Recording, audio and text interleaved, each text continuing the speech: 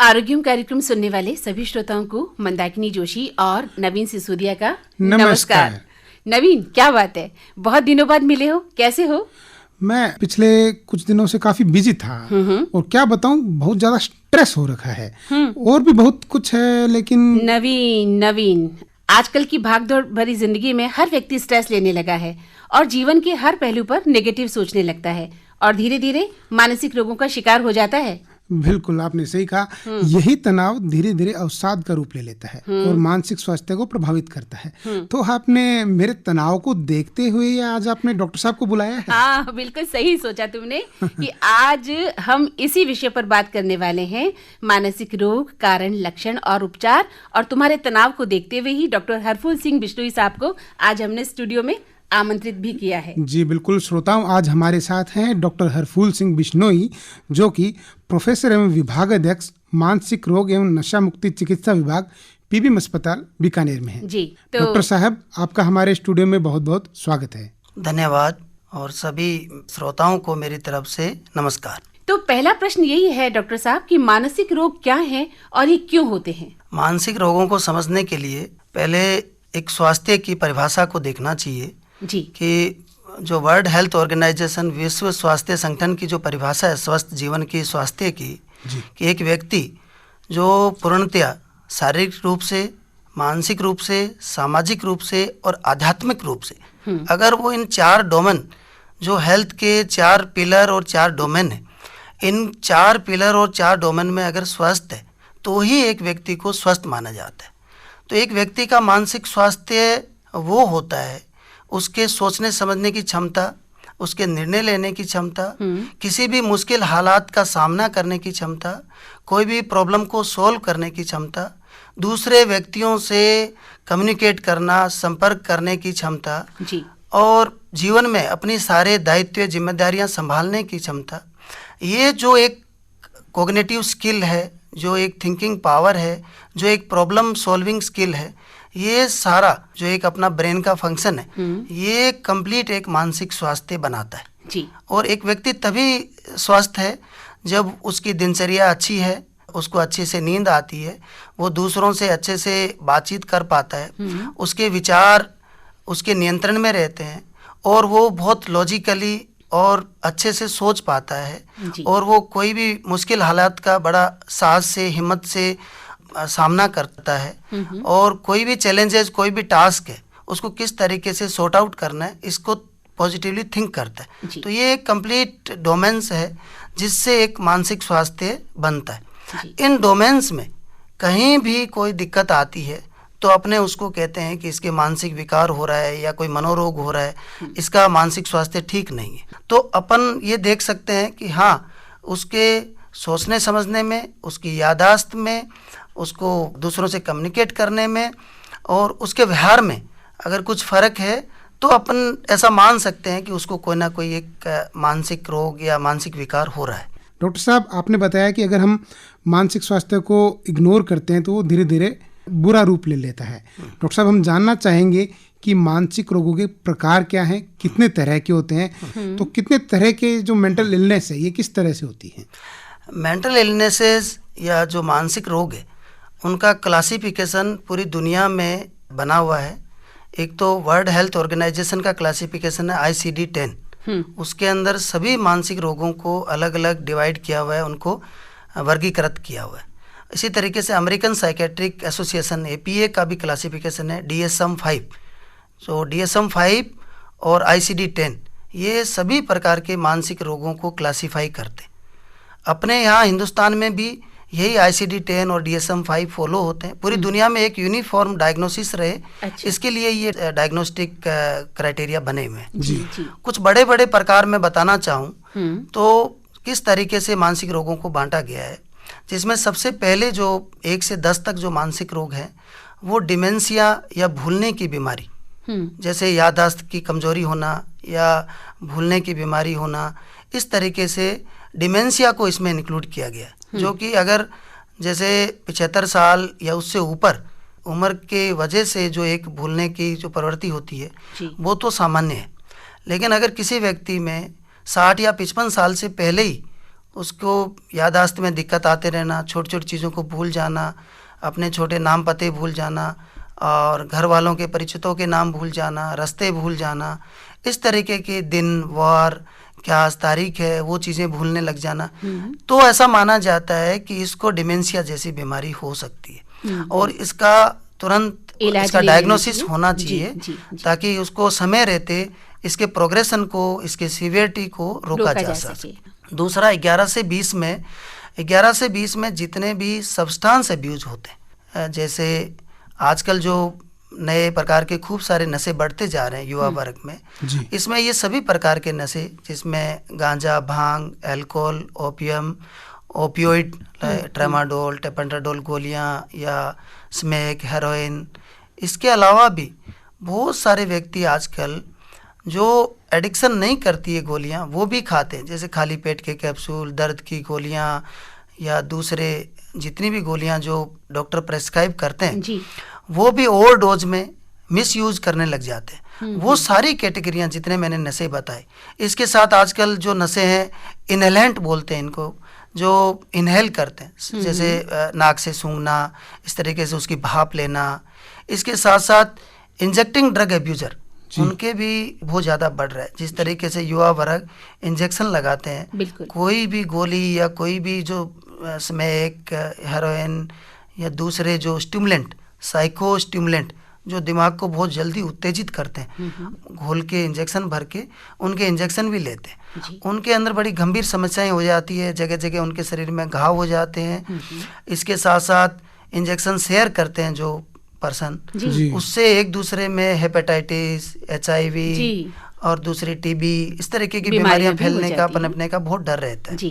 तो ये जो 11 से 20 तक बताया, 19 तक मैंने, ये बहुत सारे तरीके के नशे जो समाज में व्याप्त हैं उनको अलग अलग कैटेगराइज किया हुआ है। इसके बाद में अपने कैटेगरी देखें तो 20 से लेके 29 तक सिजोफ्रेनिया या रिलेटेड साइकोसिस। स्किज़ोफ्रेनिया एक गंभीर मानसिक समस्या है और एक मेजर डायग्नोसिस है साइकेट्री में, जिसमें ऐसा माना जाता है कि ये एक सबसे गंभीरतम बीमारी है, अपन ऐसा माने मानसिक रोगों में, जिसके अंदर आदमी के सोचने समझने की क्षमता, दूसरों से व्यवहार करने की क्षमता, अपना खुद का ध्यान रखने की, साफ सफाई रखने की, और इस बीमारी के अंदर कई बार व्यक्तियों को ऐसे कानों में आवाज़ें आने लग जाती है जो आभासी आवाज़ होती है, हकीकत नहीं होती, लेकिन दूसरों को लगता है कि इस व्यक्ति को कोई आवाज़ें सुनाई दे रही है, तो हो सकता है कोई भूत प्रेत की आवाज़ हो या कोई इसको आवाज़ दे रहा हो।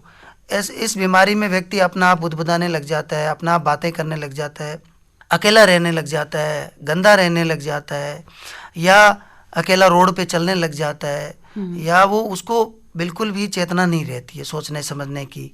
तो ये ऐसा लगता है जैसे इसके पूरी मानसिक विघटन हो गया, इसकी मानसिक क्षमता बिल्कुल भी नहीं रही। ये एक स्किज़ोफ्रेनिया बीमारी जिसके अंदर ज़्यादातर अपन लोग ऐसा मानते हैं कि भूत प्रेत लग गए इसको, या इसके कोई जादू टोना हो गया, जबकि ऐसा नहीं है। आम धारणा ऐसी है मैडम। हाँ, लेकिन ये एक मनोरोग है जिसके अंदर दिमाग के अंदर कुछ रासायनिक परिवर्तन होते हैं जिनको न्यूरोट्रांसमीटर बोलते हैं, जो ब्रेन के अंदर एक भाग से दूसरे भाग में जो कम्युनिकेशन करते हैं ब्रेन के अंदर सोचने समझने के लिए, उनके अंदर या तो वो एक्सेस हो जाते हैं या उनके अंदर कुछ कमी आ जाती है, या उनके जो सर्किट्स बने होते हैं ब्रेन में उनमें कुछ विघटन हो जाता है। उसकी वजह से व्यक्ति के अंदर कुछ काल्पनिक विचार आना, कुछ काल्पनिक आवाज़ें आना, कुछ बहम होना, शक बहम होना, ऐसा लगना कि सब लोग मेरा पीछा कर रहे हैं, सब लोग मेरे बारे में बात कर रहे हैं, सब लोग मुझे मारना चाहते हैं, नुकसान करना चाहते हैं, या ऐसा लगना कि कुछ बड़ी एजेंसियां मेरे पीछे है जो मेरी जासूसी कर रही है। इस तरीके के खूब सारे लक्षण होते हैं। कई बार इस रोग के अंदर व्यक्ति एकदम एकाकी हो जाता है, अपने कमरे से नहीं निकलता, अपने घर से नहीं निकलता, कई दिनों तक, कई महीनों तक उसकी हालत बहुत विकट हो जाती है, उसके शारीरिक और मानसिक रूप से वो बहुत कमज़ोर हो जाता है। ऐसी स्थिति के अंदर बड़ा ज़रूरी हो जाता है कि उसको इलाज दिया जाए। और ज़्यादातर ऐसे मरीज जो सिजोफ्रेनिया या रिलेटेड साइकोसिस, स्किज़ोफ्रेनिया जैसी बीमारियों से ग्रसित व्यक्ति, वो इलाज में बहुत देरी कर देते हैं। मैं ये बताना चाहूँगा सभी श्रोताओं को कि ये बीमारी जो है स्किज़ोफ्रेनिया और रिलेटेड साइकोसिस बहुत यंग एज में स्टार्ट होती है, सेकंड और थर्ड डिकेड में।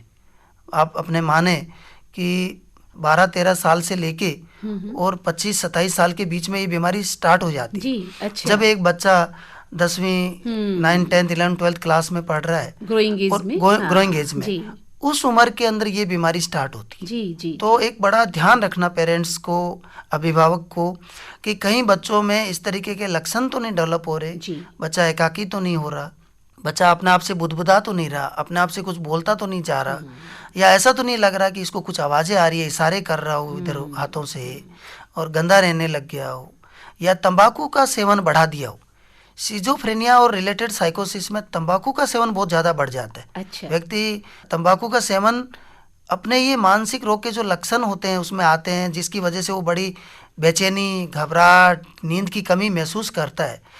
इससे बचने के लिए, इनसे उपाय के लिए कई बार व्यक्ति खुद तंबाकू का अत्यधिक सेवन करने लग जाता है कि कुछ ये लक्षण कम हो। इस तरीके का स्टडीज़ भी मिली है कि इन पदार्थों के सेवन से कुछ उसको बेचैनी कम होती है, तो वो इस गलत रास्ते पे कई बार चल पड़ता है। जी। तो ये मैंने बताया आपको 20 से 29 तक का स्किज़ोफ्रेनिया और रिलेटेड साइकोसिस। 30 से 39 तक जो डिसऑर्डर्स हैं, बाइपोलर अफेक्टिव डिसऑर्डर, जिनमें मूड डिसऑर्डर बोलते हैं, मन की बीमारी या अपने इमोशंस की बीमारी या अपने अफेक्ट की बीमारी, जिस तरीके से, तो इसके अंदर मेनली मूड डिसऑर्डर आते हैं। मूड डिसऑर्डर का मतलब depression disorder, bipolar affective disorder, cyclothymia और डिस्थाइमिया, ये बड़ी बड़ी कैटेगरी है, जिसके अंदर बाइपोलर अफेक्टिव डिसऑर्डर मेन है। बाइपोलर अफेक्टिव डिसऑर्डर में क्या रहता है, एक ही व्यक्ति में अलग अलग समय में एपिसोड्स आते हैं डिप्रेशन के और मेनिया के। जब डिप्रेशन का एपिसोड आता है तब व्यक्ति उदास रहता है, गुमसुम रहता है, किसी से बात करने का मन नहीं करता, सुबह जल्दी जाग खुल जाती है, उसको लगता है कि पूरा दिन मेरा कैसे बीतेगा, मेरे अंदर कोई क्षमता नहीं है काम करने की, और उसकी नींद भी डिस्टर्ब हो जाती है। इस तरीके से उसका कंसंट्रेशन, उसका अटेंशन, उसका वर्क एफिकेसी कम होने लग जाती है, उसका मन उदास रहने लग जाता है। इसके विपरीत जब उसी व्यक्ति में कुछ समय बाद में उन्माद का फेज आता है, मेनिया का फेज आता है, तब व्यक्ति जरूरत से ज्यादा बोलने लग जाता है, अच्छा। बड़ी बड़ी बातें करने लग जाता है, उल्टा हो जाता है, बड़ी बड़ी बातें करने लग जाता है, बड़े आइडियाज, बड़े प्लान लाने लग जाता है माइंड में, ये कर सकता हूँ, वो कर सकता हूँ, एक साथ बहुत सारे टास्क करने लग जाता है। उसको लगता है मैं ये भी काम कर सकता हूँ, वो भी कर सकता हूँ, मेरा दिमाग बहुत तेज चल रहा है, मेरा दिमाग इतना, मुझे ऐसा लग रहा है कि कंप्यूटर से भी तेज है मेरा दिमाग, मैं एक साथ कितनी भी चीज़ें सोच सकता हूँ, एक साथ कितने भी काम कर सकता हूँ, मुझे थकावट होती नहीं और मुझे नींद की ज़रूरत नहीं, मैं 10 दिन 15 दिन बिना सोए भी रह सकता हूँ। इस तरीके की चीज़ें वो करने लग जाता है। अचानक से बहुत सारी चीज़ें खरीदने लग जाना जो ज़रूरत की नहीं है बाज़ार से, अचानक से फॉल्स कमिटमेंट करने लग जाना दूसरों के साथ। इस तरीके की चीज़ें जब अपने को लगती है किसी परिवारजन में, तो अपने को समझना चाहिए ये मेनिया अवस्था हो सकती है, कि ये इसकी सामान्य अवस्था नहीं है और ये मेनिया में। इसके साथ एक मूड डिसऑर्डर होता है डिप्रेशन। पूरी दुनिया के अंदर सबसे सामान्य बीमारी जो है डिप्रेशन, और सबसे ज़्यादा मानव पीड़ित है आज के टाइम में डिप्रेशन से। डिप्रेशन और अवसाद बोलते हैं जिसको। और अवसाद के अभी मैंने कुछ समय पहले बाइपोलर डिसऑर्डर में लक्षण बताए थे कि किस तरीके से मन में उदासी और घबराहट, बेचैनी होना, कंसंट्रेशन, अटेंशन कम होना, काम में मन नहीं लगना, शरीर में ऊर्जा नहीं रहना, इस तरीके के लक्षणों के साथ साथ डिप्रेशन के अंदर कई बार जब डिप्रेशन ज़्यादा होता है तो व्यक्ति अपने आप में रहने लग जाता है, अपने डेली दिनचर्या भी पूरी नहीं कर पाता है, और साथ साथ धीरे धीरे उसमें आत्महत्या या सुसाइड के विचार भी आने लग जाते हैं। तो ये पूरी दुनिया के अंदर आत्महत्या का सबसे बड़ा कारण जो है वो डिप्रेशन है। पूरी दुनिया के अंदर आज ऐसा माना गया है कि 10% पॉपुलेशन अपने जीवन में एक बार मेजर डिप्रेशन, गंभीर अवसाद से होके गुजरती है। पूरी दुनिया की 10% आबादी अपने जीवन भर में कभी ना कभी एक बार अवसाद से होके निकलती है। इसके बाद में जो डिसऑर्डर देखें 40 से लेके 49 तक, 40 to 49 तक, तो मेनली इसमें एंजाइटी डिसऑर्डर आते हैं, जो कि anxiety, phobia, obsessive compulsive disorder, OCD, और अदर सोमेटोफॉर्म डिसऑर्डर। जी। इनका मैं एक बताना चाहूँ इन डिसऑर्डर्स के बारे में, तो इनमें ऐसा रहता है बेचैनी रहना, घबराहट रहना, हर टाइम एक शांत मन नहीं रहना, एक मन की बेचैनी महसूस होना। बेचैनी के लक्षण जैसे पाल्पिटेशन होना है, धड़कन तेज होना, पसीना आना और चेस्ट में डिस्कम्फर्ट फील होना, एपिगैस्ट्रियम जो होता है उसके अंदर एसिडिटी फील होना, सर का थोड़ा भारीपन या सर दर्द होना। सर दर्द भी इस तरीके से होना, सामने से और साइड से सर में दर्द होना। और इसमें सबसे ज़्यादा एंजाइटी में जो व्यक्ति को परेशानी आती है, किसी काम में ध्यान नहीं लगा पाना, बेचैनी हो रही है, उसके घबराहट हो रही है, इस वजह से वो कोई भी टास्क है, कोई भी काम है, उसमें 100% दे नहीं पाता है जी। उसको कंसंट्रेशन में प्रॉब्लम आती है। और इसके साथ साथ पैनिक अटैक्स होना। पैनिक अटैक भी एक एंजाइटी है जिसमें व्यक्ति को अचानक से तेज़ हृदय की धड़कन बढ़ जाना, पसीने आना, घबराहट होना, उसको लगना कि मुझे हार्ट अटैक होने वाला है। अच्छा। और मेरी डेथ होने वाली है, या मैं अपना कंट्रोल खोता जा रहा हूँ। अचानक से ऐसा फील होना कि मुझे मेरे स्वयं पे जो कॉन्शियसनेस है, मेरा नियंत्रण है, वो खो दूंगा। तो इस तरीके के पैनिक अटैक करके बहुत सारे पेशेंट्स, बहुत सारे व्यक्ति कार्डियोलॉजी डिपार्टमेंट में पहुंचते हैं, इमरजेंसी में पहुंचते हैं। जब उनका एग्जामिनेशन करते हैं, ईसीजी होता है, जब एग्जामिनेशन होता है तब उनको डॉक्टर कहते हैं आपका ईसीजी नॉर्मल है, आपकी हार्ट की और लंग की प्रॉब्लम नहीं है, आपको एंजाइटी हो गई होगी, घबराहट हो गई होगी, या पैनिक अटैक हो गया होगा। इस पैनिक अटैक की वजह से भी कई व्यक्ति रात को नींद डिस्टर्ब हो जाती है, कई व्यक्ति कहीं चल रहे हैं, अचानक पैनिक अटैक हुआ, उनको अचानक से कैजुअलिटी में भागना होता है, इमरजेंसी में भागना पड़ता है। इसके साथ साथ सोमेटोफॉर्म डिसऑर्डर जो मैं बता रहा था, सोमेटोफॉर्म डिसऑर्डर वो होते हैं जिसके अंदर एक व्यक्ति शारीरिक दर्द की या शिकायत करता है, कंप्लेन करता है, फिजिकल कंप्लेन करता है, जिसमें उसको लगता है कि चेस्ट में, एब्डोमेन में, हाथ पैरों में, हेड में कुछ मुझे दिक्कत है। जब इन्वेस्टिगेशन करते हैं तो वो सारे इन्वेस्टिगेशन नॉर्मल आते। अच्छा जी। तब ऐसा माना जाता है कि ये स्ट्रेस की वजह से, एंजाइटी की वजह से इसके बॉडी में जगह जगह कंप्लेंट्स है, इसके शरीर में जगह जगह दर्द हो रहा है। और ये दर्द भी ऐसा होता है, ज़्यादातर पेशेंट कंप्लेन करते हैं कि चेंज हो रहा है दर्द का लोकेशन शरीर में, कभी एब्डोमेन के इस साइड में पेन है, कभी एब्डोमेन के दूसरी साइड में, कभी चेस्ट में पेन है, कभी बैकएक है, कभी लोअर बैकएक है, कभी अपर बैकएक है, कभी हेडेक है, कभी हाथ पैरों में ऐसा लगता है बहुत वीकनेस है। और सारे इन्वेस्टिगेशन कराने के बाद भी ऐसा लगता है कि इस व्यक्ति में सारे इन्वेस्टिगेशन नॉर्मल है, फिर भी ये अपनी पूरी क्षमता से काम नहीं कर पा रहा, और हर टाइम इस व्यक्ति का ध्यान शारीरिक लक्षणों पे, तो अब डायग्नोस करते हैं मनोचिकित्सा विभाग में कि ये एक सोमेटोफॉर्म डिसऑर्डर है, जिसमें व्यक्ति में इस तरीके के लक्षण आते हैं जी। इसके साथ साथ एक डिसऑर्डर, सोमेटोफॉर्म डिसऑर्डर मैं और डिस्कस करना चाहूँगा, कन्वर्जन डिसऑर्डर, जिसको पहले हिस्टीरिया भी बोलते थे। हाँ, अभी हिस्टीरिया की बीमारी जो अभी हम लोग डिसोसिएटिव कन्वर्जन डिसऑर्डर बोलते हैं, ये यंग एज में होता है, मेल फीमेल दोनों में होता है, फीमेल्स में थोड़ा ज़्यादा होता है, जिसमें अचानक से बेहोशी आना जी, अचानक से दांत जुड़ जाना, अचानक से हाथ पैर में ताकत खत्म हो जाना, या अचानक से तेज सांसें चलने लग जाना।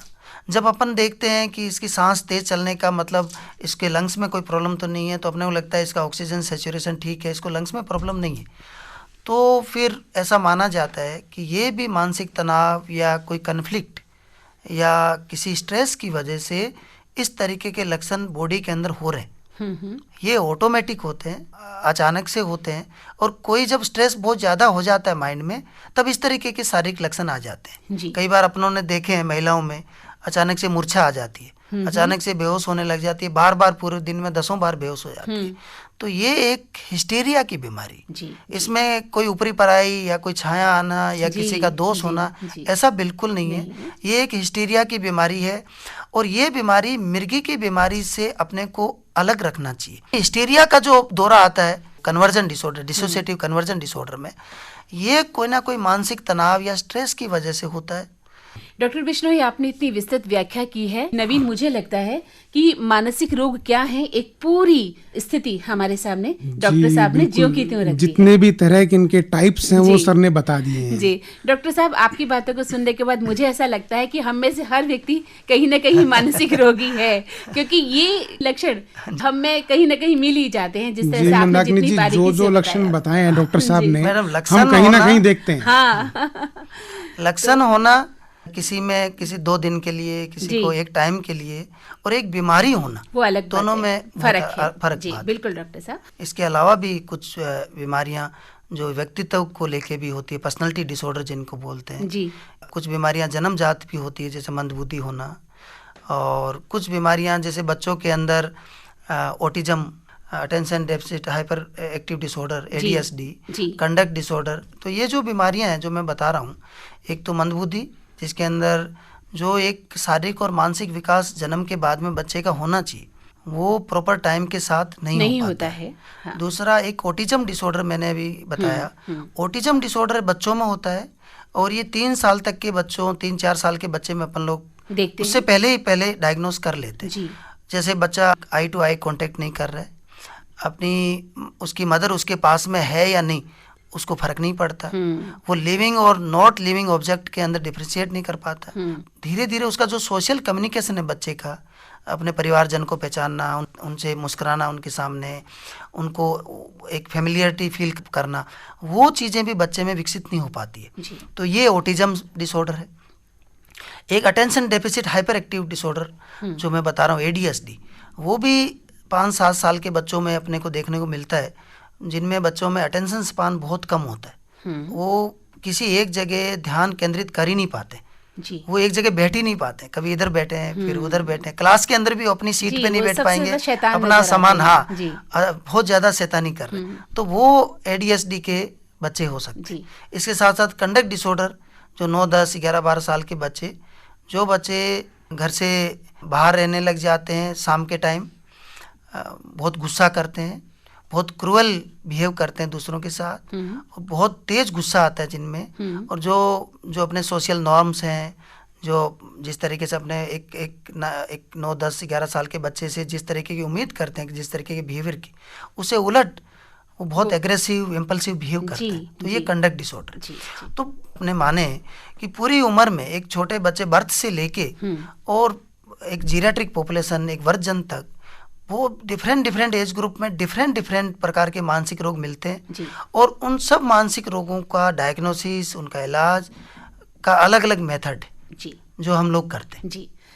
तो डॉक्टर साहब, जैसा कि कहा जाता है कि मानसिक रोगों की समस्या व्यक्ति को शारीरिक रूप के साथ साथ भावनात्मक रूप से भी कमजोर करती है, आहत करती है, और पीड़ित व्यक्ति जीवन का आनंद नहीं ले पाता, बल्कि उसको उसकी कार्यशैली पर, उसके संबंधों पर, उसके जीवन पर, उसकी सोच पर बहुत ज्यादा बुरा असर भी पड़ता है, और ऐसा होते होते उनके जीने की इच्छा भी खत्म हो जाती है, और नतीजा ये भी निकलता है कि व्यक्ति एकांत प्रिय हो जाता है, नशे की प्रवृत्तियों का शिकार हो जाता है, या आत्महत्या की ओर कदम बढ़ा लेता है, या कई बार जो है माता पिता उसे पागल खाने की ओर भी ले जाते हैं। तो ये जो स्थितियां आती हैं, इनसे कैसे बचा जाए?